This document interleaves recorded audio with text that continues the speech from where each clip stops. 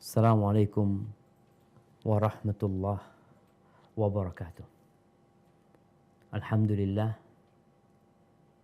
alladzi bi ni'matihi tatimmu shalihat. Segala puji bagi Allah yang karena nikmatnya kebaikan-kebaikan menjadi sempurna. Alhamdulillah segala puji bagi Allah yang karena rahmatnya kita pun masih dapat menyempatkan diri untuk belajar, untuk ngaji bersama. Di saat banyak manusia sibuk dengan dunianya, bahkan tidak memikirkan bagaimana kelak hari esok dia. Allah masih memberikan kesempatan kepada kita untuk hadir, menyisihkan waktu, dan semoga waktu kita diberkahi oleh Allah Jalla Jalaluhu.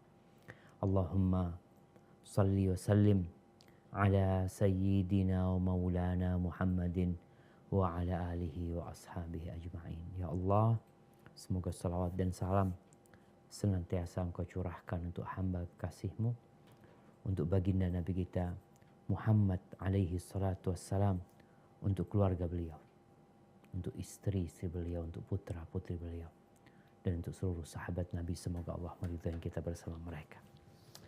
Amma ba'd. Jamaah rahimakumullah.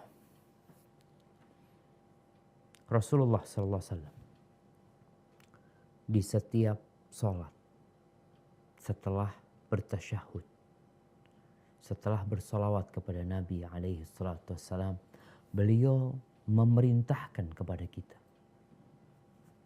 untuk membaca doa, meminta perlindungan kepada Allah Azza wa Jalla. Allahumma inni a'udzubika min azabil qabr wa min azabi jahannam wa min fitnatil mahya wal mamat wa min syarri fitnatil masihid dajjal. Riwayat Imam Bukhari dan Muslim. Kita diperintahkan untuk meminta perlindungan dari 4 perkara. Yang pertama, dari azab kubur. Yang kedua, dari azab jahannam. Yang ketiga, dari fitnah kehidupan dan kematian. Yang keempat, dari fitnah al-masih dajjal. Ada apa sebenarnya dengan kuburan? Bila kita membayangkan kondisi wajah kita atau wajah orang mati yang kita antarkan ke kuburan, baik itu ayahnya atau ibundanya atau anaknya, engkau bayangin setelah 3 hari kira-kira bagaimana kondisi jasad yang ada di sana. Yang setiap hari dimandiin jasad, yang perempuan kadangkala perawatan jasadnya, wajahnya krim ini, krim itu. Ketika mati, setelah 3 hari, kalau dibongkar, kita akan melihat belatung-belatung itu keluar dari matanya. Kita akan melihat bibirnya mungkin sudah gak karuan. Kita akan melihat kondisi perutnya busuk, menjijikkan. Jangan mendekat. Kita dengar aja udah gak ingin. Dan itulah kondisi kita nanti.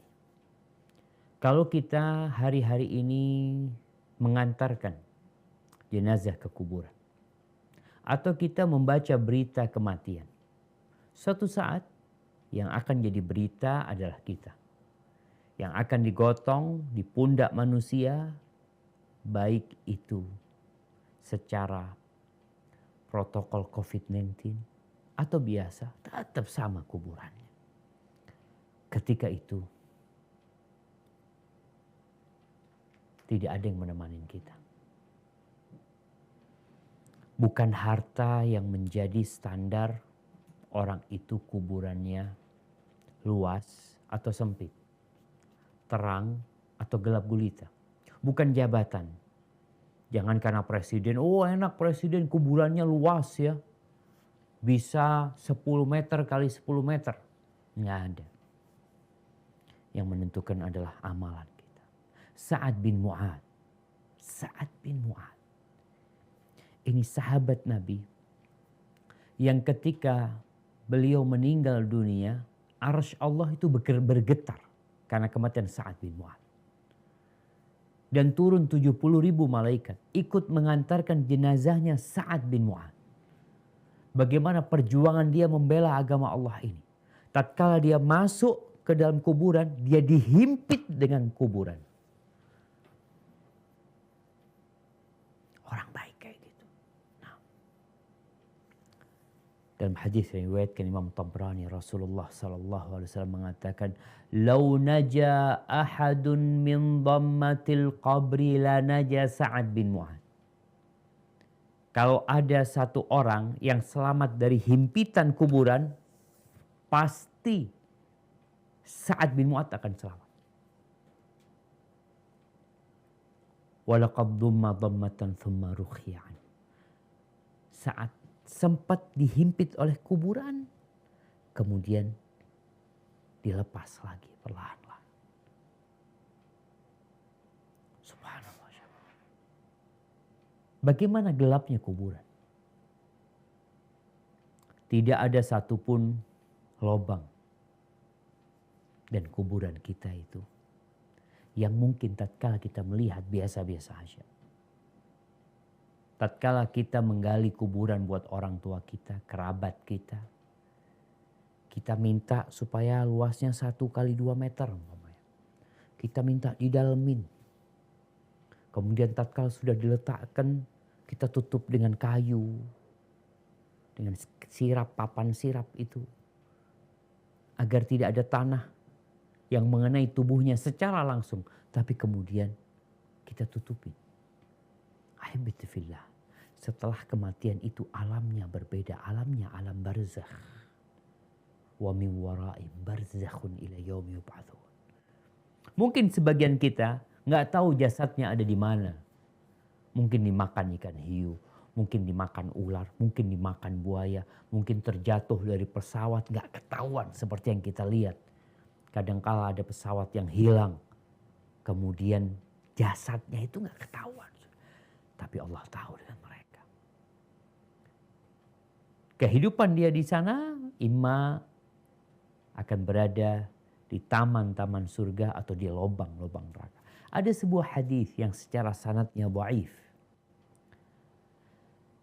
Bahwa Nabi mengatakan alaihi salatu wassalam, "Innal qabra raudhatun min riyadil jannah au hufratun min hufarin niran." Sesungguhnya kuburan itu adalah taman dari taman-taman surga atau lubang dari lubang-lubang neraka. Hadis ini diriwayatkan oleh Imam Tirmidzi dan secara sanadnya dhaif jiddan, lemah sekali. Tapi maknanya sahih. Di mana suatu hari Utsman bin Affan radhiyallahu taala anhu berdiri di hadapan sebuah kuburan. Beliau menangis sampai air matanya membasahi jenggotnya. Faqila lahu, "Tadhkurul jannata wan nar wa la tabki. Wa tabki min hadha?" Engkau mengingat surga dan neraka. Ketika kita baca Quran, ada ayat-ayat tentang neraka, ayat-ayat tentang surga. Maka dikatakan engkau mengingat surga dan neraka dan engkau nggak nangis waktu itu. Sedangkan engkau menangis karena lihat kuburan ini. Apa kata Utsman bin Affan radhiyallahu anhu? Inna Rasulullah sallallahu alaihi wasallam qala, innal qabra awwalu manazilil akhirah. Fa in naja minhu fama ba'dahu aisaru min wa in lam yanju minhu fama ba'dahu ashaddu minhu. Kata Utsman, Rasulullah sallallahu alaihi wasallam bersabda, sesungguhnya kuburan itu adalah awal persinggahan akhirat. Kalau selamat di kuburan ini selamat, yang sesudahnya akan mudah buat dia. Tapi kalau nggak selamat dia di kuburan, maka yang sesudahnya akan lebih dahsyat buat dia. Qala wa qala sallallahu alaihi wasallam, dan Nabi alaihi salatu wasallam bersabda, ma ra'aitu manzaran qat illa wal qabru afwa minhu. Aku tidak pernah melihat pemandangan yang lebih buruk. Nabi pernah melihat pemandangan bagaimana orang-orang diazab ya. Beliau melihat kondisi neraka, orang-orang yang disiksa karena perbuatannya. Tapi Nabi mengatakan, aku gak pernah melihat pemandangan yang lebih menakutkan daripada kuburan. Rawahul Hakim wa Tirmidzi.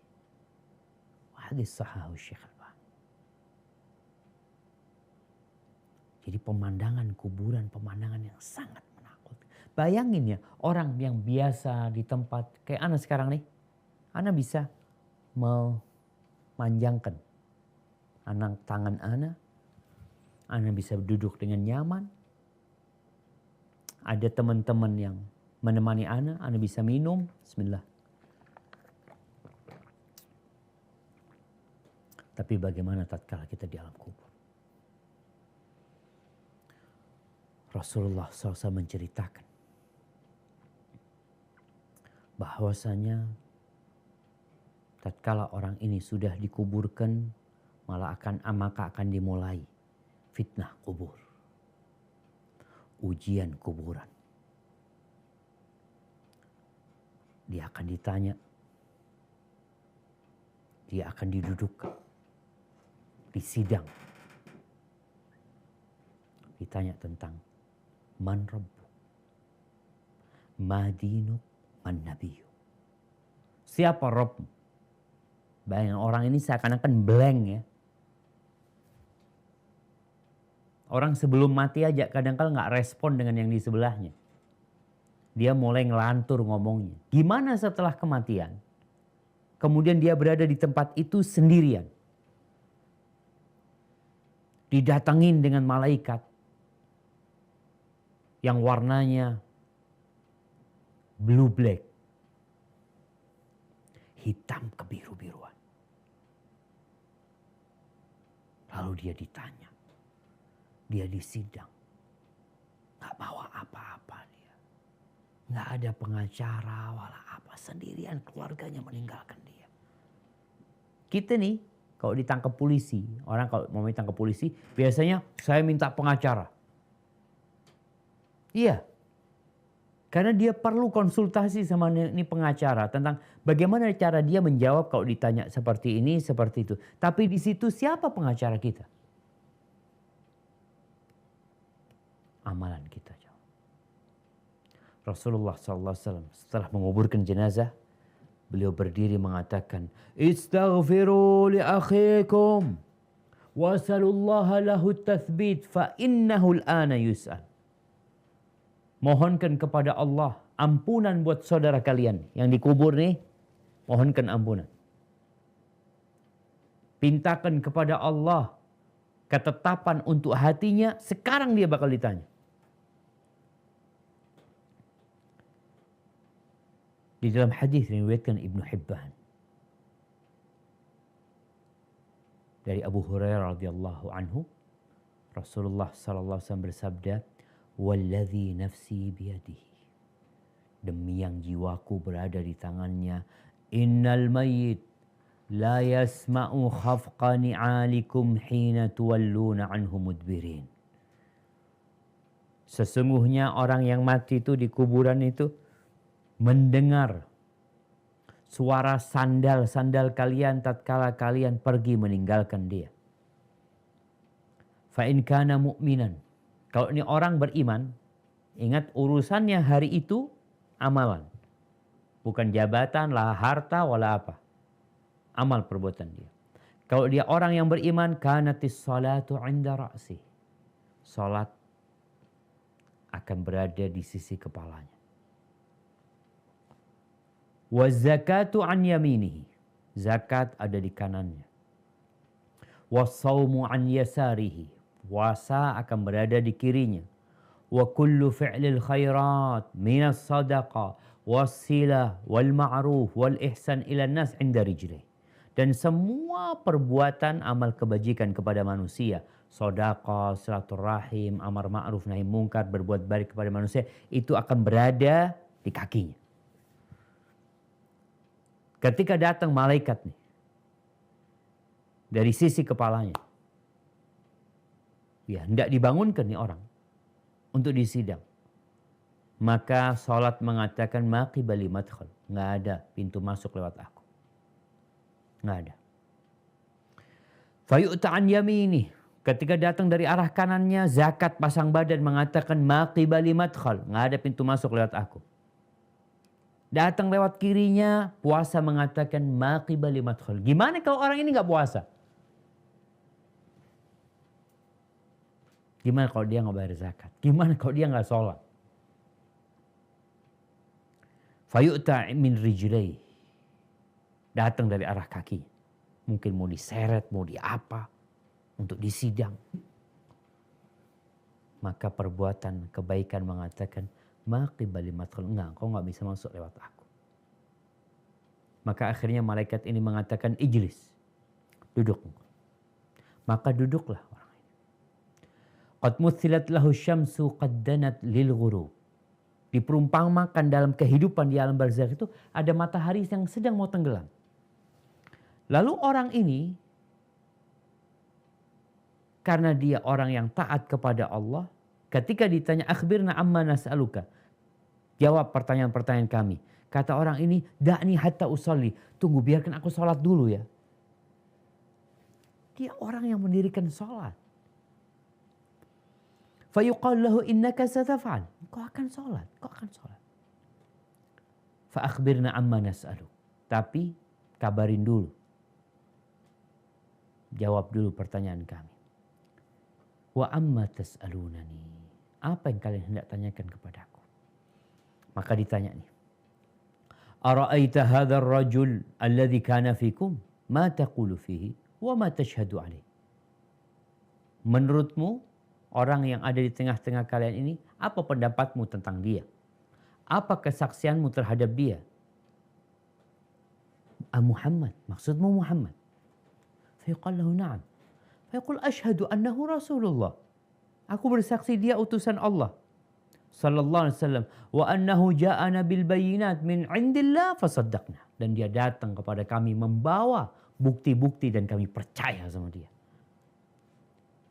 Fayuqalu lahu ala dhalika hayyit wa ala dhalika mita wa alaihi tub'atsu insyaallah. Di atas itu engkau hidup. Di atas kesaksian ini engkau hidup. Dan di atasnya engkau mati dan akan dibangkitkan di atas kesaksian itu insya Allah. Subhanallah. Allah tetapkan nih orang sehingga bisa jawab. Thumma yufsah lahu fi qabrihi 70 dhira'an. Di riwayat ini disebutkan kuburannya diluaskan 70 hasta. Wa yunawwar lahu. Kuburan yang gelap gulita ini jadi terang benderang. Diterangi itu kuburan dia. Wa yuftah lahu bab ilal jannah. Kemudian dibukakan pintu ke surga. Fayuqalu lahu unzur ila ma a'addallahu laka fiha. Engkau lihat tuh yang Allah siapkan buat engkau di sana. Fayazdadu ghibtatan wa surura. Maka dia semakin gembira, semakin senang. Thumma tuj'al nasamatuhu fin nasamit tayyib. Wa hiya tayrun khudr. Kemudian ruhnya itu diletakkan di burung yang berwarna hijau. Di rongga burung yang berwarna hijau. Ya'laku bisyajaril jannah. Yang dia bergantungan di pohon-pohon surga. Wa yu'adul jasadu ila ma bada'a minat turab. Jasadnya dikembalikan kepada tanah. Jadi tanah kembali. Wa dzalika qaul, itulah firman Allah Azza wa Jalla di surat Ibrahim ayat 27. Coba kita baca. Apa kata Allah di surat Ibrahim ayat 27. A'udzu billahi minasy syaithanir rajim. يثبت الله الذين آمنوا بالقول الثابت في الحياة الدنيا وفي الآخرة ويضل الله الظالمين. wa yaf'alullahu ma yasha. Yang artinya Allah meneguhkan iman orang-orang yang beriman dengan ucapan yang teguh di kehidupan dunia dan di akhirat. Dan Allah menyesatkan orang-orang yang zalim dan Allah berbuat apa yang Ia kehendaki. Allahu Akbar. Maka kalau dia orang munafik, orang yang imannya ikut-ikutan atau pura-pura beriman, maka tatkala dia ditanya, "Man rabbuk?" Qul, la adri. Ma dinuk? Apa agamamu? Sama, la adri, enggak tahu aku, kata dia. Ma taqulu fi hadzal rajul alladhi bu'itsa fikum? Apa pendapatmu tentang orang yang diutus kepada kalian? La adri. Sami'tun nas yaquluna faqul. Aku mendengar orang berkata, itu Nabi, agamanya Islam, Allah Tuhanku. Ya aku ikut-ikutan aja. Aku katakan itu juga. Fayaqulun la darait wa la talaut. Engkau enggak tahu, enggak mau belajar, enggak mau ngikutin. Fayunadi munadin minas sama'an kadzaba abdi. Ada yang menyeru dari langit mengatakan dusta. Ahibati fillah. Bagaimana kondisi orang yang benar menjawab pertanyaan, yang lolos dari ujian tersebut? Di hadis yang diriwayatkan Imam Ahmad, akan ada yang menyeru dari langit mengatakan, an sadaqa abdi, hambaku jujur dan benar yang dia katakan. Fa afrishuhu minal jannah. Bentangkan permadani di kuburan itu dari surga. Wa albisuhu minal jannah. Kasih pakaian dari surga. Waftahu lahu baban ilal jannah. Bukakan pintu ke surga. Maka datang tuh aromanya surga, wanginya surga. Wa yufsah lahu fi qabrihi madda basarih. Kuburannya dibentangkan sepanjang dia memandang. Kalau di hadis Tirmidzi dikatakan 70 zira, 70 hasta, ini sepanjang dia memandang. Tergantung amalannya. Kemudian datang orang. Dia lagi sendirian di kuburan. Kita ini sulit hidup sendirian. Sekarang di kondisi kawan-kawan kita yang isoman. Kesian dia. Seakan-akan dikucilkan sama warga. Dikasih makanan. Diletakkan di depan pintunya. Digantungin di pagarnya kadangkala. Allahu Akbar. Engkau tapi masih hidup, engkau masih bisa pakai handphone, wala apa. Ketika engkau mati, bukan isoman. Engkau ditinggal semuanya sudah.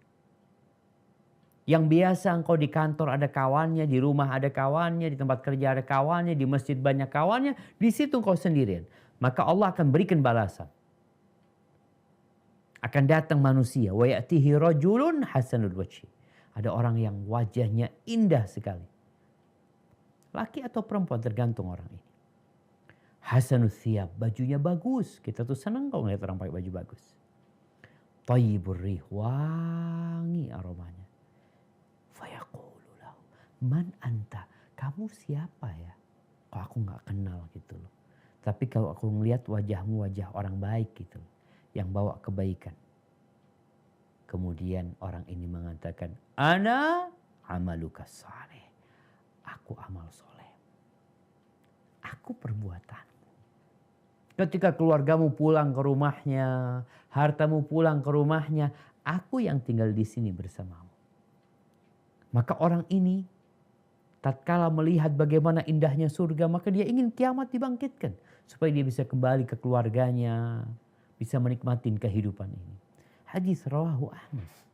Tapi kalau dia orang fajir atau orang munafik, setelah dikatakan dia berdusta, dibeberkan permadani dari neraka, dibukakan pintu ke neraka, panasnya datang, hawa panasnya datang juga, kemudian disempitkan kuburannya sampai tulang-tulangnya berantakan. Lalu datang orang, qabihul wajhi, qabihul thiyab. Wajahnya buruk. Kita tuh kalau ngelihat orang wajahnya buruk, ya Allah, nggak pengen deket-deket gitu. Ini didatengin di kuburan. Udah disempitin tempatnya, datang nih orang. Bajunya jelek juga. Yang lebih parah, muntinur rih, busuk aromanya. Lalu orang ini ngomong, abshir billadhi yasu'uk. Terimalah kabar dengan yang buruk buat engkau. Ini hari yang engkau dijanjikan. Kata orang yang mati, wa anta fabasyarakallahu bisyar. Man anta? Dan engkau semoga dapat kabar buruk buatmu dari Allah dengan keburukan. Engkau siapa engkau ngomong-ngomong kayak gitu? Karena wajahmu wajah orang yang buruk, bawa keburukan. Kata orang ini, ana, kok kepingin tahu siapa aku? Ana amalukal khabith. Aku perbuatan burukmu, dosa-dosamu. Fawallahi ma alimtuka illa kunta bati'an an ta'atillah. Aku nggak kenal engkau sejak awal kecuali engkau orang yang lambat dalam ketaatan. Sari'an ila ma'asiyatillah. Kalau suruh maksiat cepat. Maka fajazakallahu syarran. Semoga engkau dikasih balasan yang buruk dari Allah Azza wa Jalla. Lalu didatangkan orang di sana yang buta, tuli, bisu, pegang palu. Lau duriba biha jabrun kanat. Kalau gunung dipukul pakai palu itu jadi debu. Dan orang ini dipukul sampai jadi debu. Kemudian dibangkitkan kembali, dipukul kembali. Dia teriak-teriak. Dan semua mendengar suara dia kecuali manusia dan bangsa jin. Dan dia terus mengatakan, ya Allah jangan bangkitkan kiamat. Dia takut. Jadi ahibati fillah, yang ikut mengantarkan kita tuh amalan kita sebenarnya.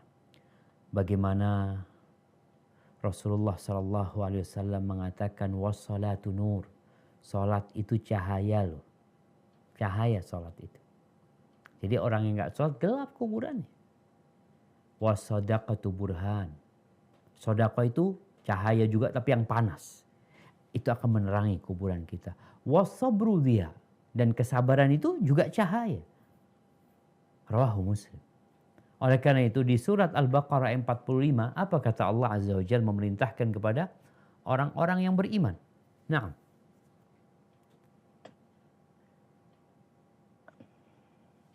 A'udzu billahi minasy syaithanir rajim. Wasta'inu bis-sabri was-salah. Wa innaha lakabiratun illa 'alal khashi'in. Yang artinya, dan mohonlah pertolongan kepada Allah dengan sabar dan salat. Dan salat itu sungguh berat kecuali bagi orang-orang yang khusyuk. Subhanallah jemaah.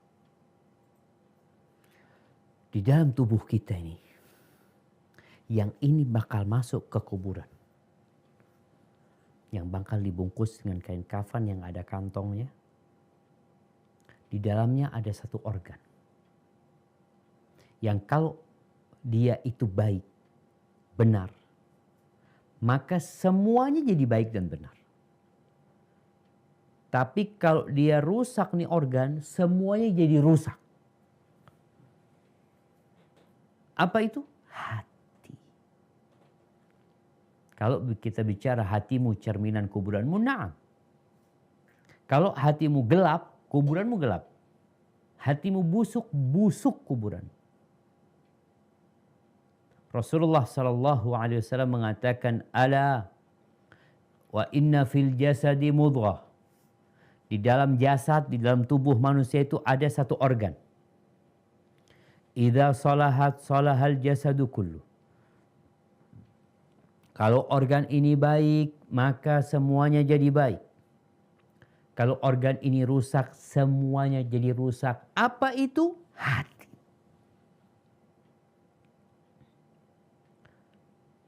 Ingat, kuburan ini awal persinggahan akhirat.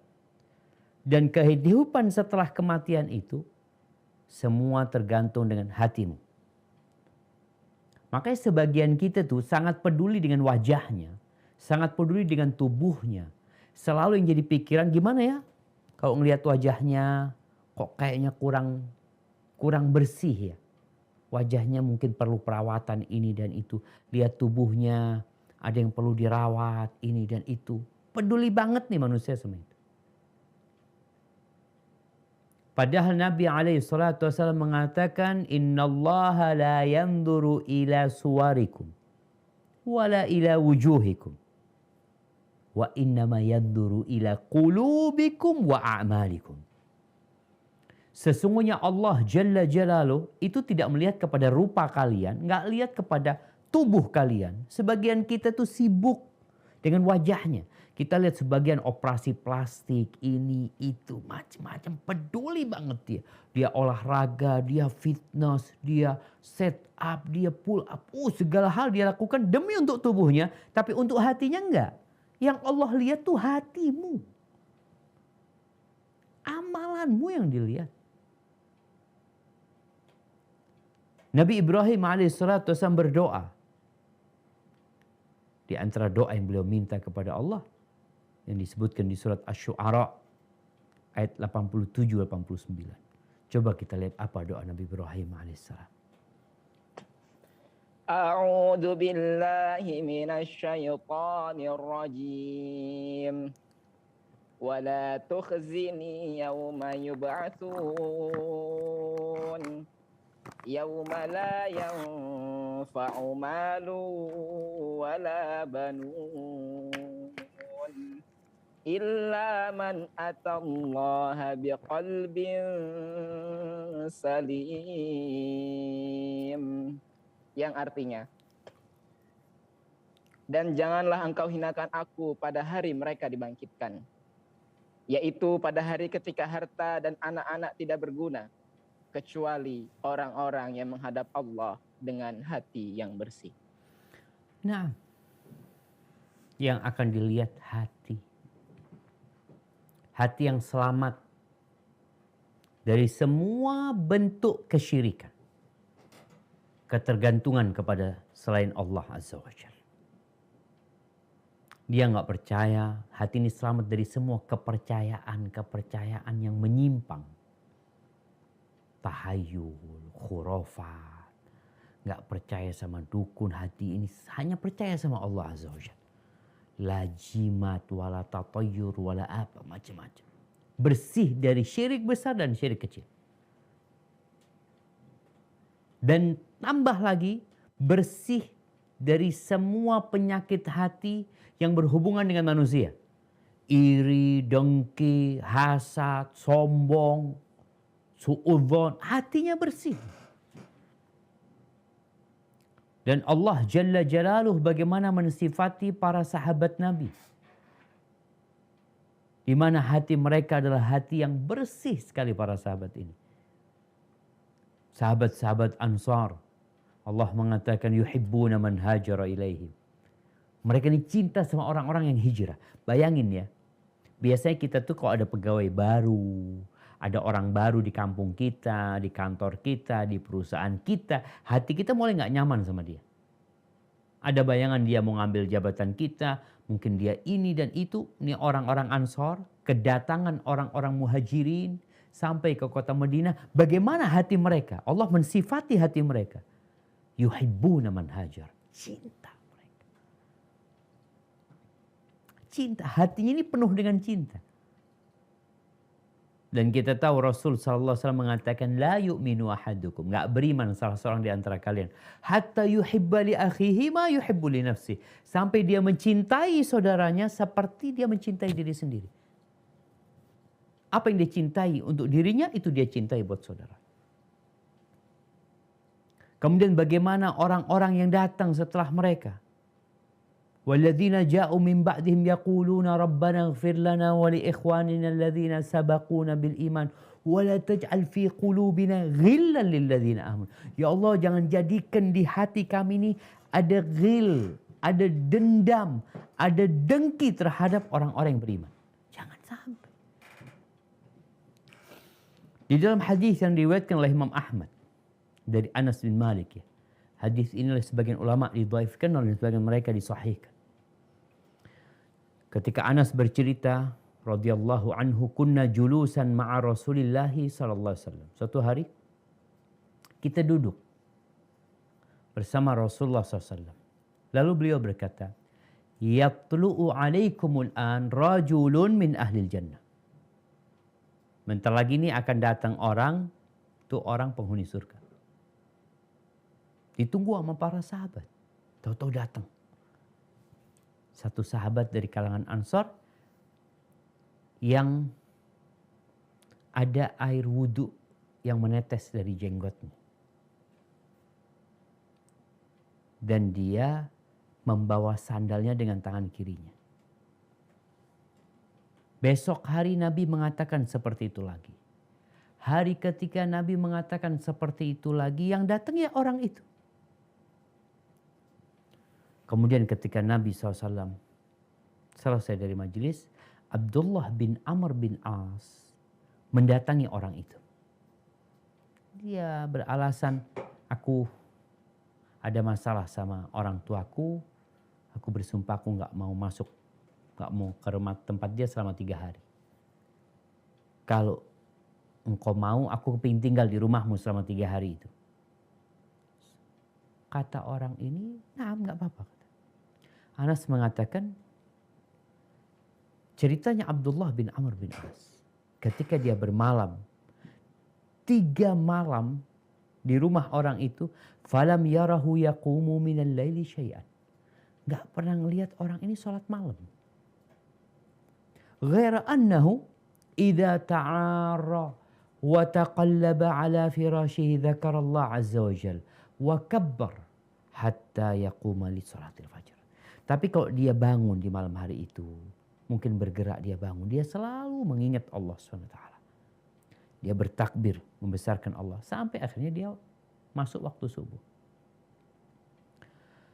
Kemudian setelah 3 hari, Abdullah bin Amr bin As mengatakan, aku itu sebenarnya gak ada masalah gitu sama orang tuaku. Karena Abdullah bin Amr ngelihat kok amalannya cuma kayak gitu. Maka dia terus serang akhirnya Abdullah ini. Aku sebenarnya gak ada masalah ya. Cuma aku itu dengar Nabi SAW mengatakan 3 kali akan muncul nih, salah satu akan muncul orang termasuk penghuni surga. Dan selama 3 hari itu engkau yang muncul. Aku kepingin tahu apa sih sebenarnya yang kau kerjakan. Kok aku lihat amalanmu ya biasa-biasa aja gitu loh. Apa sebenarnya yang menyebabkan engkau sampai kepada derajat yang disebutkan Nabi SAW. Kata orang ini, ma huwa illa ma ra'ait. Nggak ada kecuali yang kau lihat. Akhirnya Abdullah bin Amr pergi. Ketika pergi, dipanggil sama orang ini. Ma huwa illa ma qad ra'ait. Seperti yang aku katakan, amalanku yang engkau lihat tadi itu. Ghaira anni la ajidu fi nafsi li ahadin minal muslimin ghishan wala ahsudu ahadan ala khairin a'tahu Allah iya. Tapi aku tuh menjaga hatiku. Aku gak pernah merasa ingin menipu seorang muslim ya. Atau hasud kepada kebaikan yang diberikan kepada dia. Gak pernah. Aku berusaha untuk jaga hatiku. Kata Abdullah bin Amr bin As, hadhihi allati balagat bika wa hiya allati la nutiq. Itu kayaknya yang menyebabkan kau sampai ke derajat itu. Dan itu yang berat, yang sulit kita lakukan. Hadis ini diriwayatkan Imam Ahmad, tapi sekali lagi hadis ini diperselisihkan oleh sebagian ulama. Sebagian mensahihkan hadis ini, sebagian tidak. Tapi yang jelas, orang memiliki hati yang bersih, ini perlu perjuangan. Bagaimana cerita Abu Dujana Al-Ansari. Ketika dia sakit, orang-orang tuh melihat wajahnya Abu Dujana ini ceria gitu, dalam kondisi sakit. Faqila lahu ma li wajhika yatahallal. Ada apa kok wajahmu berseri-seri gitu loh. Ada apa ini? Qala ma min syai'. Aku tuh tidak punya amalan yang paling aku harapkan, kata dia, kecuali duka. Ada dua amalan yang dia sangat harapkan amalan itu berguna buat dia. Yang pertama, kuntu la atakallamu fima la ya'ni. Aku tidak berbicara perkara-perkara yang tidak ada urusannya sama aku. Yang gak bermanfaat buat aku. Dia jaga lisan. Yang kedua, wal ukhra kana qalbi lil muslimina saliman. Hatiku tuh selamat dari menyakitin umat Islam, dari berprasangka buruk, dari hasud, iri sama mereka. Maka ahibati fillah, kalau bicara kuburan kita tuh tergantung hati kita. Kalau hatimu luas, hatimu penuh dengan kedamaian, kuburanmu akan penuh dengan kedamaian. Tapi kalau hatimu penuh dengan kedengkian, penuh dengan dendam, kayaknya kuburanmu kayak gitu juga. Yang Allah lihat adalah hatimu dan amal perbuatan. Apa saja amalan-amalan yang membantu kita agar hati kita jadi selamat dan kuburan kita selamat pula. Amalan apa saja yang menerangi hati kita sehingga kuburan kita juga akan terang benderang. Yang pertama, ikhlas. Ahibati fillah. Wa ma umiru illa liya'budullaha mukhlishina lahuddin. Manusia itu tidaklah diperintahkan kecuali untuk beribadah ikhlas. Apa artinya ikhlas? Tidak mengharap kecuali keridhaan Allah Azza wa Jalla. Bagaimana ketika Allah menceritakan penghuni surga di surat Al-Insan ayat 9 ya, mereka mengatakan innama nut'imukum liwajhillah la nuridu minkum jazaan wala syukura. Kami tuh ngasih makan kalian, kami tuh membantu kalian berharap wajah Allah Azza wa Jalla. Kami nggak ingin dari kalian balas budi, nggak ada. Dan tidak pula ucapan terima kasih. Subhanallah jemaah. Kebanyakan kita tuh ingin ucapan terima kasih. Bahkan ingin dibalas. Engkau jaga hatimu. Untuk tidak beramal kecuali untuk Allah Azza wa Jalla. Bersih. Karena ada orang sholat, ada orang sedekah. Tapi kalau hatinya nggak ikhlas lillahi ta'ala, nggak ada gunanya. Jangan berpikir banyaknya amalan. Amalan tuh bakal diterima kalau ikhlas dan sesuai dengan tuntunan Nabi SAW. Yang kedua, ridha sama Allah Azza wa Jalla. Ketika engkau beramal ikhlas, kemudian ketika Allah menetapkan buat engkau satu keputusan yang mungkin kurang engkau sukai, hendaklah engkau ridha. Nerima hatinya.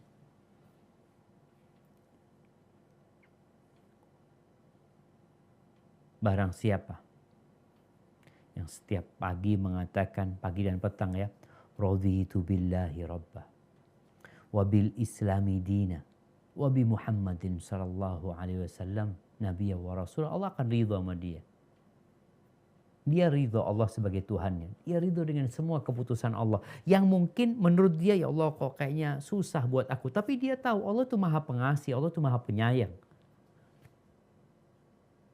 Dia ngelihat orang punya rizki lebih banyak dari dia. Lalu dia bercermin, aku kok sedikit ya. Dia ridho sama Allah Azza wa Jalla. Ada yang meninggal dunia, ada yang diambil, dia ridho. Di PHK dia ridho. Usaha dia bangkrut dia ridha, dikasih penyakit dia ridha. Subhanallah. Ridha ini benar-benar membuat orang itu tenang hidupnya. Ketika ada musibah, qadarullah ma syaa fa'al. Inna lillahi wa inna ilaihi raji'un. Dan apa kata Nabi sallallahu alaihi wasallam? Irda bima qasamallahu lak. Takun aghnan nas. Ridholah engkau dengan apa yang Allah berikan kepadamu. Engkau akan menjadi orang yang paling kaya. Dengan cara menerima. Kata Al-Imam Ibnul Qayyim rahimahullahu ta'ala ketika berbincang tentang kedudukan ridha, menerima dengan apa yang Allah tentukan. Inna ridha Yaftahu lil abdi babas salamah. Ridha itu membukakan buat hamba ini pintu keselamatan. Fayaj'al qalbahu saliman, naqiyan minal ghish, wad-daghal, wal-ghil. Ridha ini akan menjadikan hati orang ini bersih dari perasaan ingin menipu orang, kotoran-kotoran, dendam. Wala yanju min adzabillah illa man atallaha biqalbin salim. Dan tidak akan selamat dari azab Allah kecuali yang berjumpa Allah dengan hati yang selamat. Wa tastahilu salamatul qalbi ma'as sukhti wa adamir ridha. Dan gak mungkin hati itu selamat kecuali kalau dia ridha. Kalau dia gak ridha, dia marah-marah, dia merasa kenapa Allah takdirkan ini buat aku, kenapa ini, kenapa itu. Gimana hatinya mau bersih? Nggak ada. Hatinya akan penuh dengan penyakit. Wa kullama kana al-'abdu ashadda ridhan, kana qalbuhu asram. Setiap hamba ini, keridhaannya semakin dahsyat, maka semakin selamat hatinya. Fal khubthu wad-daghal wal ghish qarinus sukhut. Kebusukan, iri, dendam, dengki, itu kawannya marah. Nggak nerima dengan takdir Allah Subhanahu wa taala. Wa salamatul qalbi wa ridahu wa birruhu wa nusuhu qarinur ridha. Tapi selamatan hati, ridhonya hati ini, kebaikan yang di hati, ingin kebaikan buat orang lain, itu adalah kawannya ridha. Wa kadzalikal hasad. Begitu pula dengan hasad, iri, dengki. Dengki munculnya dari mana? Dari marah dia. Kenapa sih kok fulan yang dikasih? Kenapa fulan kok naik pangkat? Kenapa anak kok enggak gitu? Wassalamatul qalbi minhu min thamaratir ridha. Dan selamatnya hati itu karena buah dari keridhaan. Maka mulai saat ini tata hati kita ridha dengan apa yang Allah tetapkan buat kita. Yang ketiga, baca Quran. Baca Quran. Kita ini Ramadan doang rajin baca Quran, hatam Quran. Sekarang sebagian kita udah mulai ditutup Qurannya. Allah Azza wa Jalla mengatakan wa nunazzilu minal Qur'ani ma huwa shifaa'un wa rahmatun lil mu'minin. Dan kami turunkan dari Al-Quran yang merupakan syifa, penyembuh dan rahmat buat orang-orang yang beriman. Di surat Yunus ayat 57 Allah mengatakan wa shifaa'un lima fis sudur. Dan penyembuh untuk penyakit-penyakit yang di hati. Jadi kalau hati antum penuh dengan kedengkian, ya, kok kayaknya nggak nerima dengan kondisi yang ada, baca Quran, baca sama artinya, perhatikan firman-firman Allah Azza wa Jalla, sembuh insya Allah. Jadi kebanyakan kita kalau bicara ruqyah, dia itu akan meruqyah penyakit jasad atau jin, sihir. Di diri kita ada penyakit yang kadang-kala kita nggak sadar, iri, dengki, dendam. Itu penyakit loh. Ngobatinya gimana? Baca Quran. Jadi niatkan baca Quran tuh untuk membersihkan hati kita. Yang keempat, husnudzon sama orang-orang Islam. Apa kata Allah? Ya ayyuhalladzina amanu ijtanibu katsiran minadh-dhann. Wahai orang-orang beriman, hindari banyak berprasangka. Inna ba'dadh-dhanni itsim. Sebagian prasangka itu dosa. Ini amalan hati. Kok nggak ngomong, tapi hatimu kayaknya. Maka berusahalah untuk berbaik sangka sama umat Islam. Yang kelima, memberikan nasihat. Kita berusaha untuk saling menasehati tanpa kita melecehkan orang tersebut. Ya, kita tahu saudara kita melakukan kesalahan. Bukan malah kita ghibahin tuh saudara kita. Kebanyakan kita kalau mendapati kesalahan dari saudaranya, malah akan mengotorin hatinya. Kenapa? Karena dia sebarkan kesalahannya di depan kawan-kawannya. Majelisnya jadi majelis ghibah. Seharusnya kalau engkau ingin hatimu selamat dan betul cintamu kepada saudaramu yang melakukan kesalahan. Kadang-kadang kalau orang mau ghibahin ngomong, aku kesian sama fulana sebenarnya. Itu kayak gini, kayak gitu. Kesian dia itu. Engkau kok bener kesian, kau datang kasih nasihat. Hatimu akan selamat, bersih hatimu.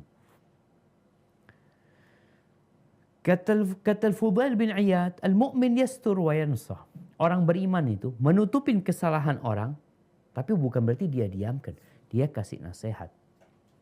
Wal fajir yahtik wa yu'ayyir. Tapi orang jahat, dia singkap kesalahan saudaranya, lalu dia lecehkan saudara. Kemudian yang keenam, doa, minta keselamatan hati. Di antara doa yang Nabi baca SAW, Allahumma inni as'aluka qalban saliman. Ya Allah, aku memohon kepadamu hati yang selamat. Minta hati yang selamat. Di surat Al-Hasyr ayat 10, Allah ketika menceritakan doa orang-orang yang beriman, yang datang setelah para sahabat dari setelah Muhajirin dan Ansar, nanti dibaca tuh, mereka berdoa, wala taj'al fi qulubina ghillan lilladzina amanu. Ya Allah, jangan jadikan di hati kami ini perasaan iri, dengki terhadap orang-orang yang beriman. Dan banyak doa-doa yang diajarkan Nabi SAW, semoga kita bisa menghafalnya. Kemudian di antara yang menjaga hati kita supaya kuburan kita jadi terang benderang, jadi luas, sebarkan salam. Bukankah Nabi SAW yang mengatakan, la tadkhulul jannah, dalam hadis riwayat Muslim, la tadkhulul jannah atau la tadkhulunal jannah hatta tu'minu. Kalian nggak bakal masuk surga sampai kalian beriman. Nggak bakal kalian masuk surga sampai kalian beriman. Wala tu'minu hatta tahabbu. Kalian tidak akan dikatakan beriman sampai kalian saling mencintai. Ini hati. Masa orang-orang beriman saling benci? Saling mencintai. Dan kalian nggak akan beriman sampai saling mencintai. Awala adullukum ala syai'in idza fa'altumuhu tahabbtum. Mau nggak kalian yang aku kasih amalan? Kalau kalian kerjakan, kalian akan saling mencintai. Apa amalan itu? Afsyus salama bainakum. Tebarkan salam di antara kalian. Kalau ada orang yang nggak suka sama kita, jemaah, mungkin dia nggak suka sama kita. Kita lewat depan dia, wajahnya kecut. Ucapkan salam, assalamualaikum. Mungkin dia nggak jawab. Besok assalamualaikum. Besok assalamualaikum. Terus aja ucapin salam. Semoga suatu saat dia menjawab salam kita. Yang ke-8, berbagi hadiah. Kita berusaha untuk berbagi hadiah pertama sama kerabat kita. Kita ini kadang kala satu saudara saling benci. Sama-sama keluar dari rahim yang sama. Bapaknya sama, ibunya sama. Atau ibunya aja yang sama, atau bapaknya aja yang sama. Itu kadang-kala saling dendam, saling dengki, saling iri. Bagaimana menghilangkan hal itu? Saling berbagi hadiah. Kakak tuh punya rezeki, kirim makanan sama adiknya. Adik punya rezeki, kirim makanan buat kakaknya. Untuk menghilangkan itu yang di hati.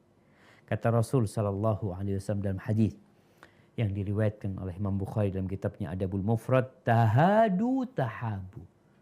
Kalian saling berbagi hadiah, niscaya kalian akan saling mencintai.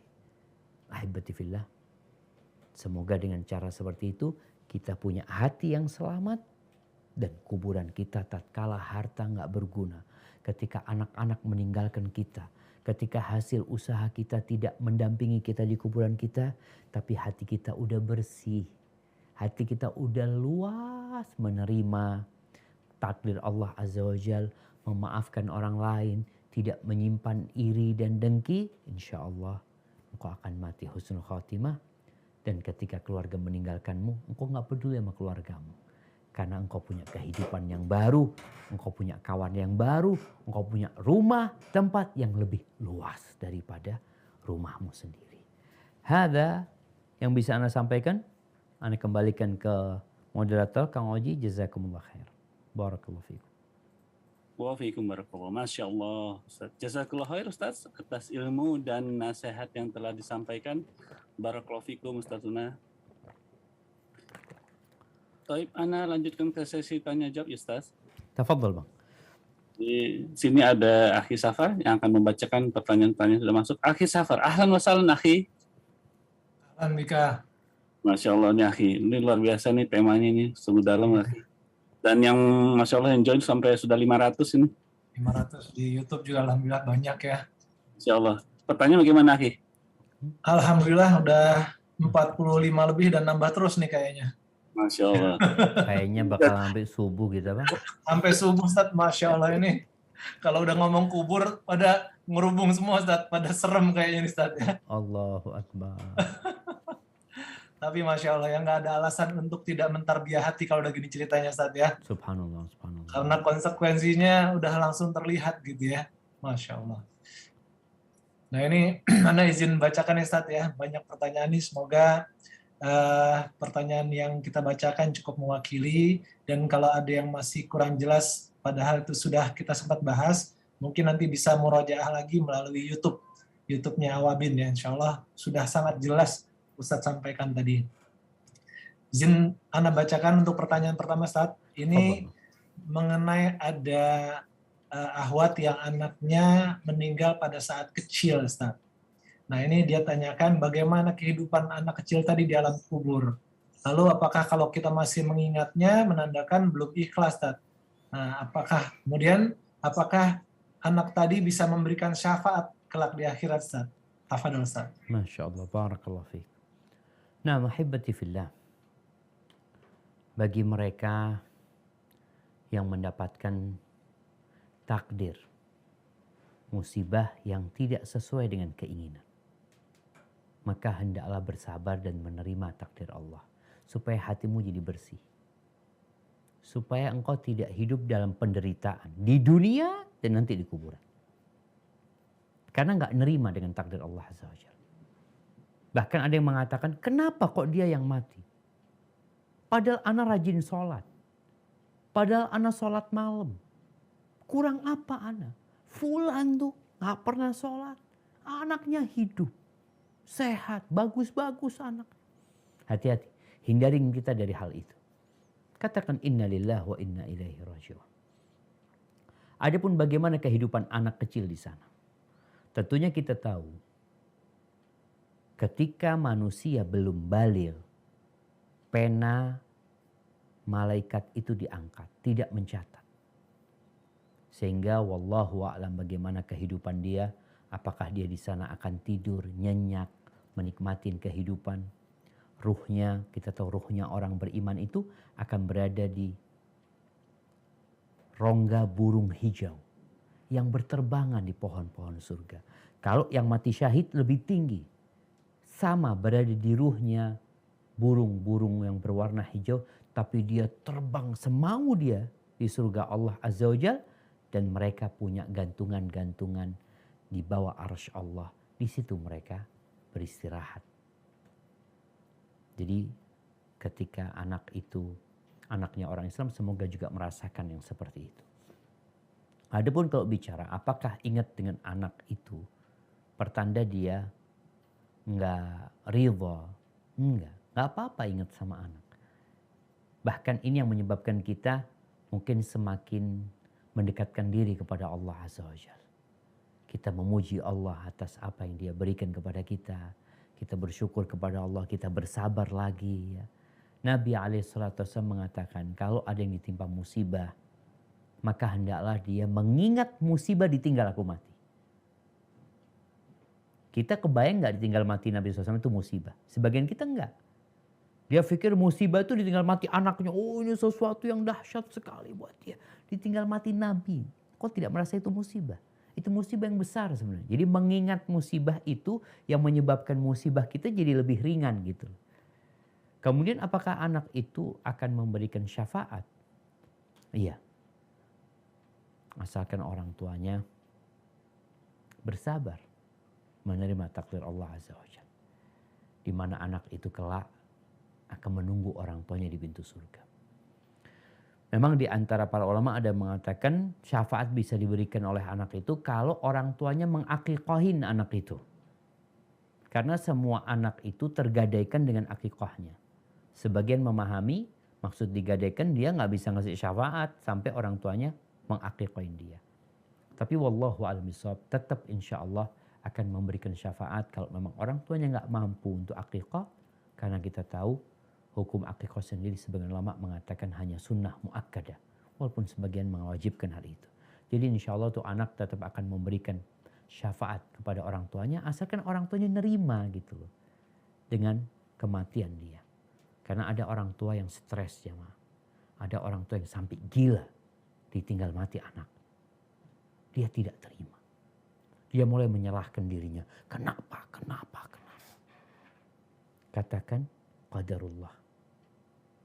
50.000 tahun sebelum langit ini ada, sebelum bumi ini ada, kematian anak kita ini sudah ada dalam catatan Allah Azza wa Jalla. Hadza wallahu a'lam bishawab. Ustaz, jazakallah khair. Selanjutnya, bagaimana bila ada kakek meninggal karena sakit dan belum sempat mengganti puasa Ramadan selama 1 bulan penuh? Nah, apakah boleh cucu mengkodok puasa kakek tersebut? Kalau boleh, apakah puasa kodok tadi boleh digabung dengan puasa Senin Kamis niatnya, Ustaz? Tafadhol, Ustaz. Nah, ya ahibati fillah. Kalau kakek itu sakit ya, kemudian dia meninggal dunia belum sempat membayar hutang tersebut. Jadi kalau meninggalnya umpamanya pas Ramadan dia meninggal dunia, maka nggak perlu dibayar karena bayarnya kan nanti setelah Ramadan sebenarnya. Namun kalau sang kakek itu dia sakit sebulan penuh nggak puasa tapi harapannya dia sembuh. Kemudian dia masuk ke bulan Syawal ya, dia belum bayar tuh, tapi bayarnya nanti. Kemudian meninggal dunia belum sempat bayar akhirnya dia. Maka nggak ada masalah anaknya menggantikan puasa kakeknya. Dia berpuasa. Kalau dikatakan bagaimana pelaksanaan puasanya, ya silakan mau puasa Senin Kemis, tapi niatnya mengkodok buat orang tuanya, bukan puasa sunnah. Tapi pelaksanaannya di hari Senin dan Kemis. Karena hari Senin dan Kemis ini hari diangkatnya amalan, harapan dia ya dia bisa beramal yang lainnya yang semoga diterima oleh Allah Azza wa Jalla. Hadza wallahu a'lam bishawab. Baik, Ustaz. Selanjutnya minta penjelasan saat terkait dengan adanya hadis yang menyebutkan barang siapa yang meninggalkan hutang atau tanggungan maka urusannya diserahkan kepadaku. Ini ada hadis riwayat Muslim, Ustaz, yang bunyinya, aku lebih utama dari setiap mukmin daripada dirinya sendiri. Barang siapa meninggalkan harta maka itu untuk keluarganya, dan barang siapa yang meninggalkan hutang atau tanggungan maka urusannya diserahkan kepadaku dan menjadi tanggunganku. Mohon penjelasannya, Ustaz. Masya Allah, barakallahu fikum. Iya jemaah.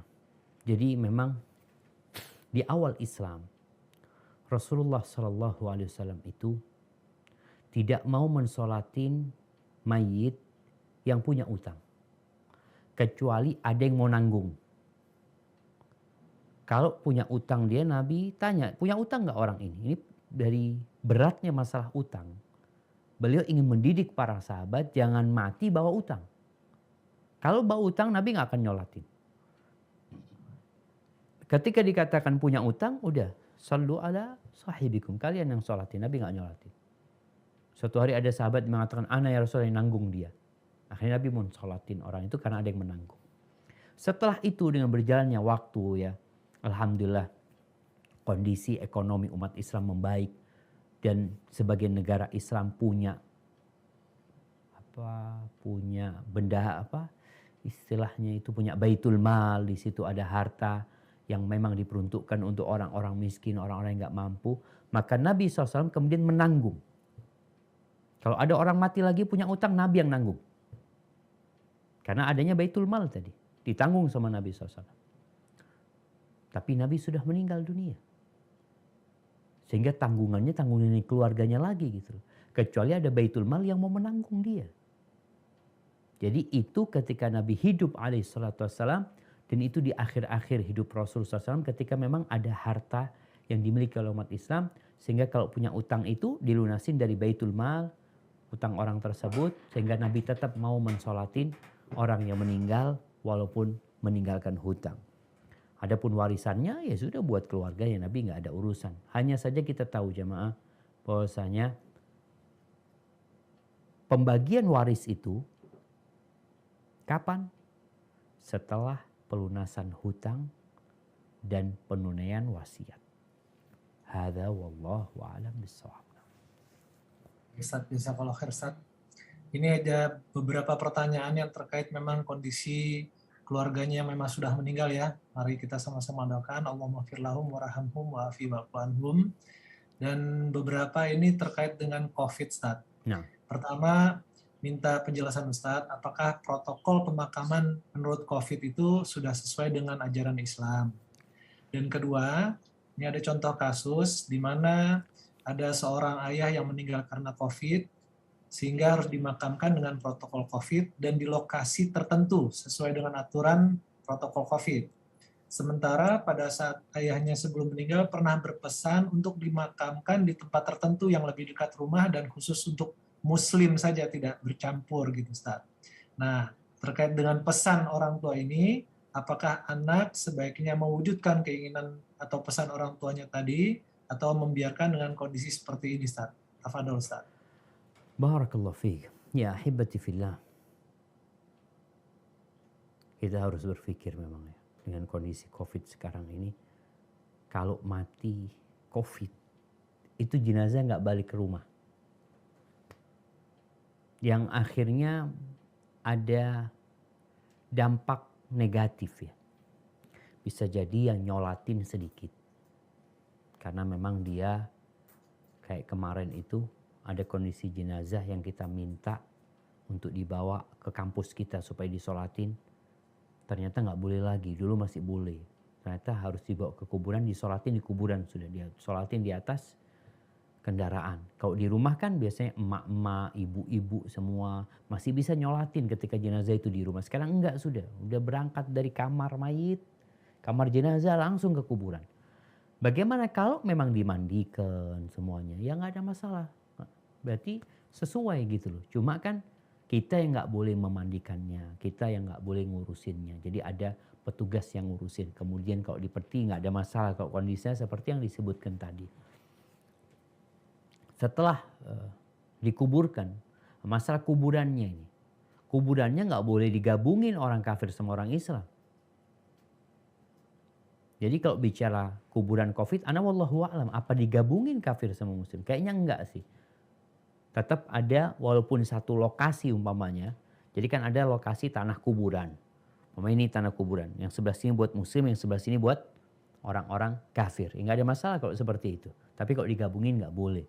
Kuburan orang muslim khusus karena disitulah sebagaimana mereka hidup. Kondisinya mereka juga bersama umat Islam, ketika dikuburkan juga bersama umat Islam. Orang-orang kafir di tempat orang-orang kafir mereka dikuburkan. Baik, kalau mau dipindah kuburannya gimana Ustaz? Karena pesan. Tergantung kondisinya. Kalau memang memungkinkan untuk dipindah, nggak apa-apa memindah kuburan itu. Apalagi kalau dikatakan tadi ada pesan ya untuk dipindah selama tidak memberatkan keluarganya. Soalnya kadang-kala mau dipindah kondisinya sudah membusuk, ini itu macam-macam. Yang membuat keluarganya malah nggak nyaman nanti melihat orang tuanya seperti itu. Karena intinya dia dikuburkan di pemakaman yang syar'i dan karena kondisi yang tidak memungkinkan untuk dikuburkan di kuburan keluarga, maka Anda rasa nggak ada masalah. Yang penting bagaimana sekarang keluarganya mendoakan orang tuanya. Karena kuburan tuh dimanapun bisa jadi tadi taman-taman surga atau jadi lobang-lobang neraka. Memang ada sahabat Nabi yang memindah kuburan ayahnya, kalau nggak salah Jabir bin Abdullah. Dia nggak nyaman ketika ayahnya dikuburkan, karena dulu kuburannya massal. Dikuburkan sama orang itu kok nggak nyaman dia sama orang itu. Maka dia kemudian memindahkan kuburan ayahnya. Hadza wallahu a'lam bissawab. Baik Ustaz, jazakallahu khair Ustaz. Selanjutnya, bagaimana hukumnya membaca Quran dengan niat pahalanya diberikan kepada orang yang telah meninggal? Dan apakah doa untuk orang meninggal diterima hanya dari anak yang soleh atau soleha saja, Ustaz? Barakallahu fikum. Nah, mahibati fillah. Kalau bicara apakah menghadiahkan bacaan Al-Quranul Karim itu sampai kepada yang mayit. Masalah ini ada khilaf di antara para ulama. Sebagian ulama dari kalangan mazhab Hambali kalau nggak salah satunya adalah Syekhul Islam Ibn Taimiyah rahimahullahu ta'ala, berpendapat sampai sebagaimana sodakoh itu sampai. Jadi kita membaca Al-Quran Karim, kita niatkan buat orang tua kita umpamanya. Tapi ulama-ulama lainnya berpendapat tidak. Karena Nabi SAW tidak pernah mengajarkan hal itu. Yang beliau ajarkan adalah sodakoh buat yang mati. Jadi kalau sodakoh sampai, tapi kalau baca Al-Quran nggak sampai. Wallahu a'lam bishawab masalah ini. Jadi memang ada khilaf di antara para ulama. Oleh karena itu yang lebih selamat adalah mendoakan. Kalau mendoakan yang mati, semuanya berpendapat doa itu sampai. Karena doa itu minta sama Allah. Bukan amalan yang diberikan, tapi doa. Memohon kepada Allah ampunan. Memohon kepada Allah rahmat. Memohon Allahumma nawwir qabrahu. Ya Allah, berikan cahaya di kuburannya. Luaskan kuburan. Jadi kita minta. Apakah doa ini khusus buat anaknya? Tidak. Doa ini buat siapa saja. Kita boleh mendoakan orang lain. Gak kenal pun kita doakan. Bagaimana tatkala orang itu meninggal dunia. Kita ke Masjid Nabawi umpamanya. Ada jenazah. Ada 10 jenazah di situ. Kita gak tahu siapa yang mati. Kita ikut sholat jenazah. Takbir pertama kita baca Al-Fatihah. Takbir kedua kita baca salawat. Takbir ketiga kita mulai berdoa mengatakan Allahumma gfir lahum warhamhum wa'afihim wa'fu anhum wa'akrim nuzulahum wa'wasi' mudkhalahum Allahumma ij'al qabrahum raudatan min riyadil jannah. Emangnya kita kenal sama tuh mayit? Nggak kenal. Maka kalau bicara doa, maka doa itu akan didengar Allah Subhanahu wa ta'ala dan Allah insya Allah akan kabulkan. Hanya anak yang soleh ini nggak putus doanya. Kalau orang yang di masjid itu selesai dia doakan, selesai kholas. Dia pulang ke rumahnya, dia nggak kenal sama siapa yang mati. Kalau kawan mungkin masih ingat ya. Anak ingat dengan beberapa kawan, masih ingat anak. Anak kalau ingat sama dia, ya Allah ingat. Jadi kita doakan dia. Tapi kalau nggak kenal, ya gimana mau doakan? Anak pun kalau nggak soleh, jangan dia doakan orang tuanya. Diri sendiri aja dia nggak pernah doain. Jadi kalau bicara doa, dari siapapun bisa kita mendoakan orang yang meninggal dunia. Dan semoga Allah mengabulkan doa-doa kita. Hadza wallahu a'lam bissawab. Ustaz, Ustaz. Ini masih tentang anak, Ustaz. Nah, ini kondisinya anaknya masuk agama lain. Berarti murtad ya, Ustaz ya. Dan orang tua sudah tidak menganggap anak itu sebagai anaknya lagi. Nah, sekarang bagaimana orang tua tadi, Ustaz, pertanggungjawabannya? Apakah orang tua masih bisa masuk surga dengan kondisi seperti ini, Ustaz? Apa doa, Ustaz? Allahu Akbar jemaah. Semoga Allah menjaga anak-anak kita. Menjadikan mereka penyejuk pandangan kita. Nabi Nuh alaihissalam. Bagaimana anaknya yang sudah hidup bersama Nabi didakwain, dikasih tahu, tapi tetap tidak mau menerima la ilaha illallah. Sampai tatkala perahu Nabi Nuh sudah berlayar. Kemudian anaknya Nabi Nuh kelihatan sama Nabi Nuh. Dia sedang naik ke gunung. Dipanggil sama Nabi Nuh, ya bunayyar kam ma'ana. Wala takun ma'al kafirin. Wahai ananda, engkau gabunglah sama kami. Naik sama kami. Jangan bergabung sama orang-orang kafir. Tapi apa kata anaknya? Sa'awi ila jabalin ya'simuni minal ma'. Aku akan mendaki ke gunung yang akan menyelamatkan aku dari air. Qala la 'asima al-yawma min amrillah illa man rahim. Nggak ada yang bisa selamat dari urusan Allah nih kecuali yang dikasih rahmat sama Allah. Kemudian datang ombak, tenggelam anak. Nabi Nuh itu cinta sama anaknya. Artinya cinta naluri ya. Orang tua cinta sama anak gitu loh. Akhirnya dia ingin berdoakan.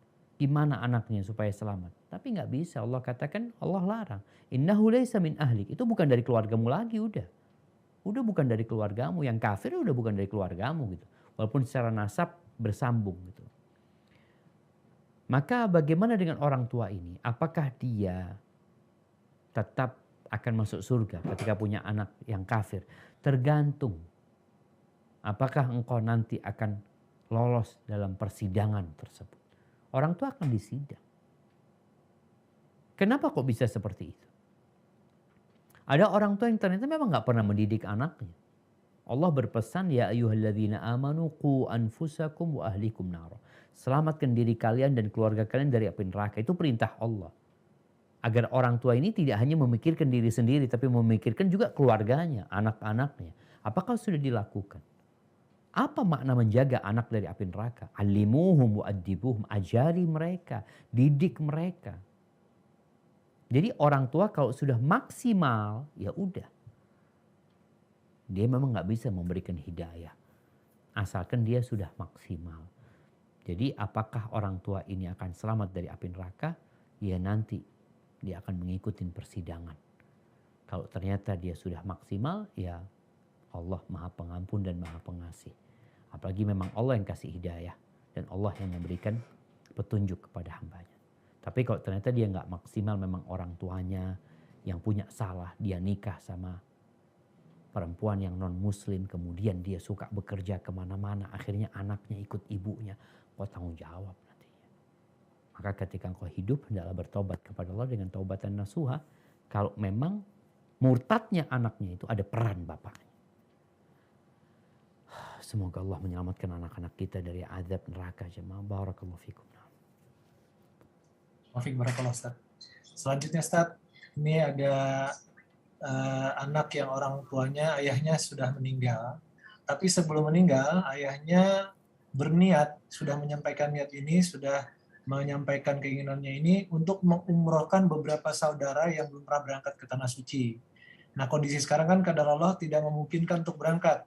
Karena kondisi dan terlebih lagi orang-orang yang mau diberangkatkan ini usianya juga sudah tidak memenuhi syarat untuk diberangkatkan dengan persyaratan saat ini.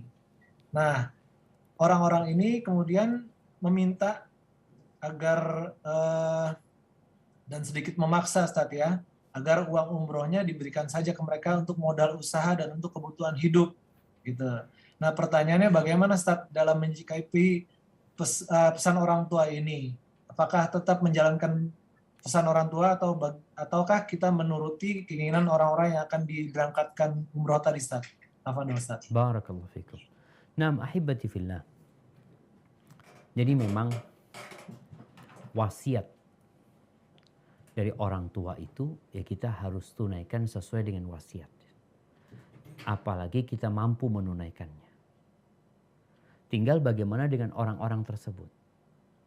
Mereka mau nggak diberangkatin umroh? Karena wasiatnya umroh. Tapi mereka juga punya hak untuk nolak.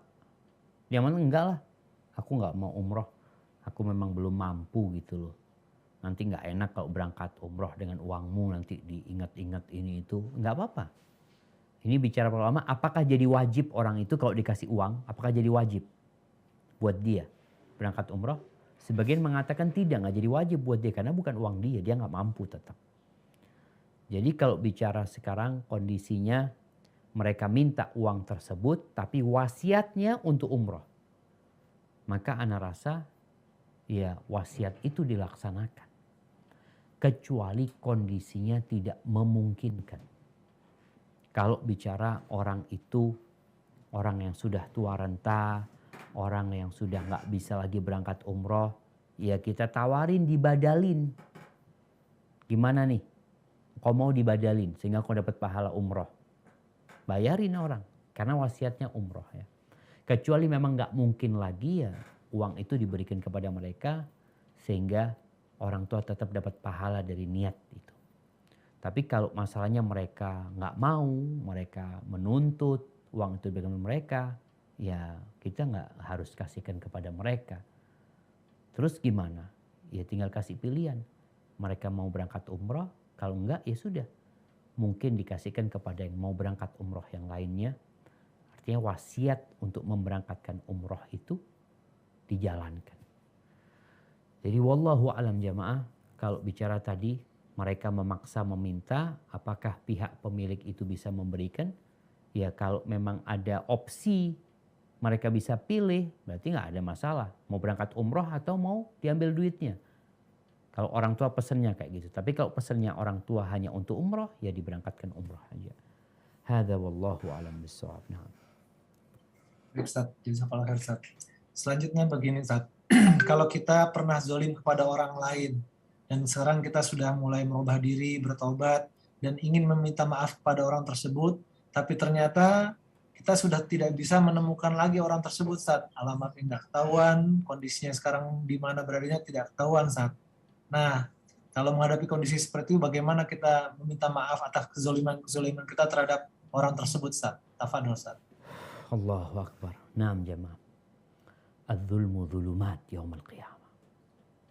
Kezaliman itu kegelapan pada hari kiamat.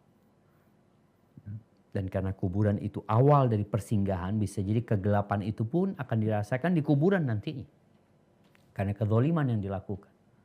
Oleh karena itu Rasulullah SAW memerintahkan kepada para sahabat yang pernah menzalimin orang lain, sekarang minta maaf, minta dihalalkan. Sebelum datang hari yang gak berguna harta wala anak-anak. Terus gimana kalau orang itu menghilang? Ya kita berusaha untuk mencari. Kalau gak ketahuan, kita doakan itu orang. Kita berdoa memohon kepada Allah untuk orang-orang yang pernah kita sakiti. Setelah itu perbanyak sedekah.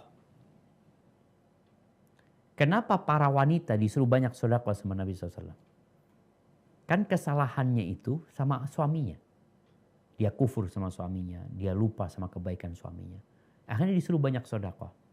Di sini para ulama menjelaskan bahwasanya di antara faedah sedekah itu tadi dapat menghapuskan dosa kita, meringankan dosa kita sama orang lain. Jadi pahala sedekah itu dapat meringankan hal itu. Yang tadi kita sudah minta maaf sama orang itu, tapi ketahuilah kalau kita ngambil uang orang tersebut, maka cari ahli warisnya untuk mengembalikan uangnya. Kalau nggak ketahuan, ya udah disodakoin atas nama orang-orang yang pernah antum ambil uang mereka umpamanya. Itu kalau memang urusannya dengan uang. Tapi kalau kita sakitin, kita ribain dia umpamanya, kita pernah maki dia, kita pernah mukul dia, maka antum doakan mereka dan antum berbanyak sedekah. Hadza wallahu a'lam bissawab. Ustaz. Selanjutnya, Ustaz, bagaimana cara kita menjaga keikhlasan hati saat beramal, Ustaz? Awalnya kita ikhlas, Ustaz, tapi saat mendapat balasan yang kurang baik dari orang lain, malah jadi mengganjal gitu di hati kita. Jadi kita akhirnya suka mengingat kebaikan yang telah dilakukan tersebut kepada orang lain tadi. Gitu. Bagaimana menyikapi kondisi ini, Ustaz, supaya niat beramal kita tuh jadi bisa diperbaiki lagi, Ustaz? Karena takut nanti gara-gara perasaan mengganjal tadi malah jadi masuknya tidak ikhlas, Ustaz. Tafadhol, Ustaz. Naam, jamaah. Ini berat ya. Makanya antum kalau berbuat itu memang lillahi ta'ala. Antum yakin dapat balasan dari Allah. Yakin. Keyakinan ini yang akan membuat kita nggak peduli sama balasan orang itu. Dia mau balas apa sih sama anak? Anak kasih duit 1 juta sama dia. Dia mau balas 10 juta. Nggak mungkin. Allah janji ngasih aku 70 kali lipat atau 700 kali lipat. Makanya ketika berbuat baik sama orang, niat pahala dari Allah aku cari. Nggak peduli orang itu mau ngomong syukron, nggak ngomong syukron. Jadi harus dihadirkan itu bagaimana besarnya karunia Allah. Sehingga kita nggak butuh sama orang-orang itu. Kita terus berbuat baik ya. Sampai bagaimana sebagian salafus soleh, kalau lihat pengemis ya, yang memang benar-benar orang yang nggak mampu, itu bahagia banget. Alhamdulillah yang akan menjadi tempat nitipin duit. Nih orang kita titipin duit sama dia tuh. Nggak ada harap balasan dari dia. Maka caranya memang untuk menjaga hati ini, kita lihat pahala yang Allah telah janjikan. Sehingga kita melihat remeh sekali. Kalau orang itu balas sama kita, anak nggak berharap balasan dari engkau. Anak berharap dari Allah. Yang jauh lebih besar. Sehingga berusaha kita. Makanya kalau kita ngelihat orang itu kok balasnya nggak benar ya, kita udah sering bantu dia, pas kita susah dia lupa sama kita, berarti kita berharap balasan dari dia. Ada harapan. Maka caranya putus itu harapan. Dan kau pandang manusia ini makhluk yang lemah nggak akan bisa membalas. Maka mintalah balasan dari Allah SWT sambil menjaga hati kita ya. Hadza Wallahu a'lam bishawab. Kemudian ada satu doa lupa. Nabi ngajarkan doa. Allahumma inni a'udzubika an usyrika bika wa ana a'lamu wa astaghfiruka lima la a'lamu. Ya Allah, aku berlindung kepadamu dari melakukan kesyirikan yang aku tahu. Dan aku mohon maaf kepadamu dari melakukan kesyirikan yang aku nggak tahu. Ampuni aku ya Allah. Ini berkaitan dengan syirik besar, syirik kecil juga kita kadang-kadang kita nggak sadar gitu, kita minta ampun. Apalagi yang berkaitan dengan riya, kita kadang-kala sadar kalau itu riya, maka kita minta perlindungan sama Allah supaya kita diselamatkan dari penyakit ini. Hadza wallahu a'lam bissawab. Ustaz. Selanjutnya Ustaz, ini ada jamaah yang punya penyakit kronis Ustaz. Sehingga apabila timbul rasa sakit yang begitu luar biasa, itu selalu dia sampai muncul keringat dingin, dan yang paling mengerikan dia selalu merasa takut bahwasanya sakitnya ini akan membawa dia kepada ajalnya. Nah, rasa takut akan sakit karena akan mati karena sakit ini, bagaimana menyikapinya Ustaz? Tafadhol Ustaz. Barakallahu fikum. Iya jemaah, orang-orang yang sedang susah, orang-orang yang sedang kena penyakit, ketahuilah bahwa rasa sakit itu penghapusan dosa. Rasa sakit itu pengangkat derajat. Bayangin kalau orang ini sakit 10 tahun ya, bagaimana dosa-dosa dia kalau dia sabar menghadapi hal itu. Rontok tuh dosa-dosanya. Sampai kata Nabi SAW, wala yazalul bala'u bimri'in. Orang tuh akan dikasih bala, ada yang dikasih bala terus sampai dia berjalan di muka bumi dalam kondisi gak punya dosa. Artinya dia hidup dosanya udah habis, sudah bersih. Subhanallah, tinggal diangkat derajatnya lagi. Maka kalau bicara bagaimana rasa takut, ketika sakit itu datang, yang pertama engkau harus menjadikan penyakitmu itu sebagai keyakinan bahwa situ ada penghapusan dosa. Kalau takut mengantarkan ke ajal, maka tatkala itu baca la ilaha illallah.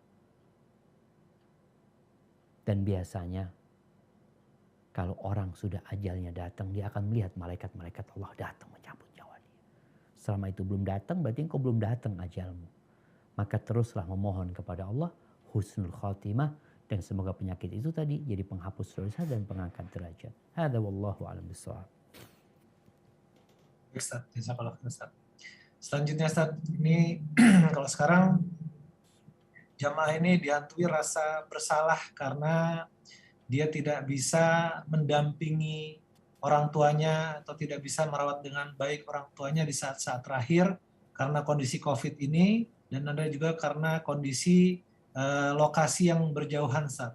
Sehingga di saat kepergian orang tuanya dia tidak bisa mendampingi dan tidak bisa merawat. Nah, bagaimana menyikapi rasa bersalah ini Ustaz yang selalu menghantui? Tafadhol Ustaz. Barakallahu fikum.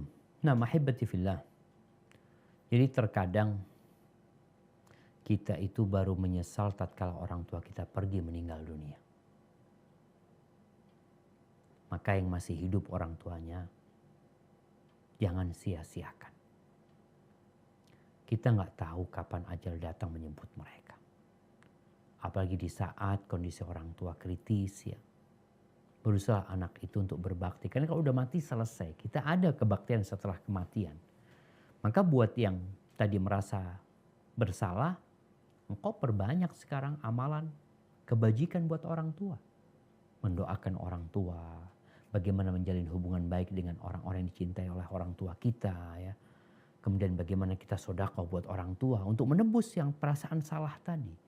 Kalau bicara nanti pembagian waris umpamanya bagaimana ngobrol sama keluarga, adalah berapa sepertiga yang diwakafkan buat ibu kita, buat orang tua kita. Untuk menebus perasaan salah tadi. Karena memang ada anak-anak yang kurang perhatian gitu loh.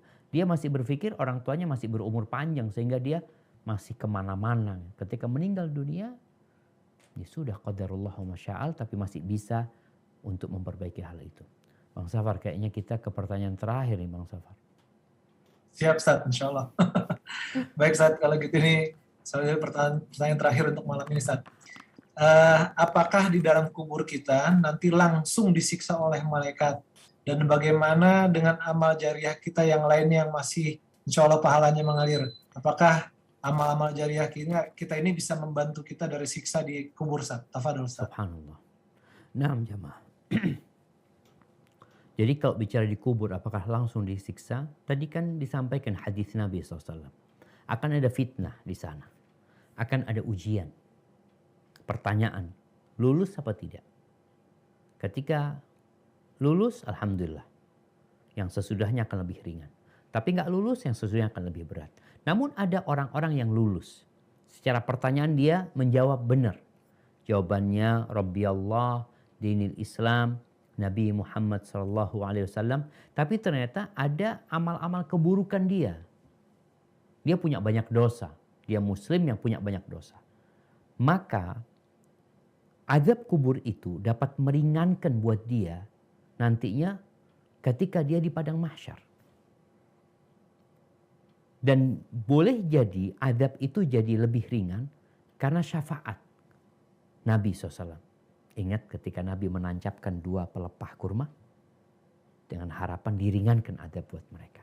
Atau dengan doa, anaknya terus beristighfar, mohon ampun buat orang tuanya. Kalau bicara utang ya, anak yang melunasi utang orang tuanya sehingga orang tuanya tidak terbebani dengan utang tersebut. Ini termasuk meringankan yang di sana.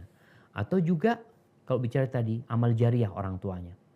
Orang tuanya kadang-kadang punya masjid, ya bangun masjid, tapi masjidnya belum dipakai gitu. Ini itu belum jadi. Tapi setelah masjidnya jadi, banyak orang yang sholat di sana, manfaatnya banyak. Mudah-mudahan hal itu menjadi pahala buat orang tuanya dan meringankan azab itu. Oleh karena itu yang masih hidup, perbanyak sedekah. Kalau bisa wakaf. Kemudian perbanyak anak. Karena Nabi SAW mengatakan anak-anak itu akan memberikan syafaat kepada orang tuanya. Artinya akan mendoakan orang tuanya. Dan nanti kalau mereka meninggal sebelum balik umpamanya akan jadi syafaat buat orang tuanya. Intinya jaga hati kita. Niatkan selalu untuk mendekatkan diri kepada Allah. Jangan ada dendam, iri, macam-macam. Dan jangan ada kesyirikan apalagi. Sesuai dengan bersihnya hatimu, terangnya hatimu, maka akan terang pula kuburan kita. Tapi kalau hati kita penuh dengan kegelapan, penuh dengan penyakit, maka kuburan kita akan jadi sempit dan penuh dengan kegelapan. Hada wallahu a'lam bishawab. Ana kembalikan ke Bang Safar. Jazakumullah khairan.